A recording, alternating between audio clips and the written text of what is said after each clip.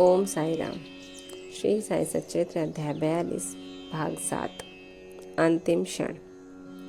बाबा सदैव सजग और चैतन्य रहते थे और उन्होंने अंतिम समय भी पूर्ण सावधानी से काम लिया। उन्होंने अंतिम समय सबको वहाँ से चले जाने का आदेश दिया।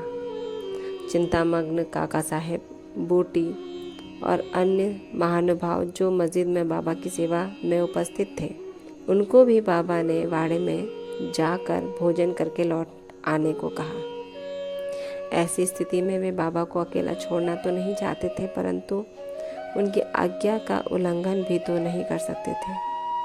इसलिए इच्छा न होते हुए भी उदास और दुखी हृदय से उन्हें वाड़े को जाना पड़ा। उन्हें विदित था कि बाबा की स्थिति अत्यंत चिंताजनक है और इस प्रकार उन्हें अकेला छोड़ना उचित नहीं है।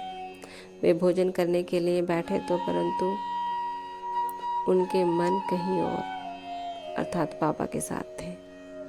अभी भोजन समाप्त भी न हो पाया था कि बाबा के नश्वर शरीर त्यागने का समाचार उनके पास पहुंचा और वे अधपेट ही अपनी अपनी थाली छोड़कर मस्जिद की ओर भागे तथा जाकर देखा कि बाबा सदा के लिए बाईजी आपा कोते की गोद में अंतिम विश्राम कर रहे हैं।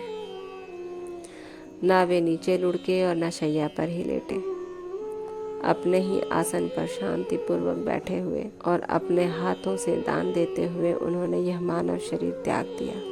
अर्थात बाबा अवतरित हुए, उन्होंने अपना ध्येय पूर्ण किया।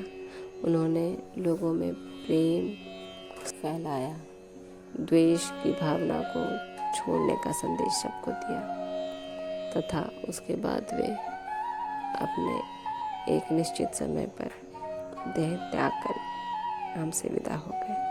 परंतु उनके वचन, उनकी वाणी, उनके संदेश आज भी हमें सहायता देते हैं और एक सही मार्ग दिखलाते हैं। कल अगला अध्याय 43 और 44 का शुभारंभ होगा। तब तक ओम साई राम। बाबा आप सब पर कृपा रखें, आपको आशीर्वाद दें और कष्टों से दूर रखें। ओम साई राम।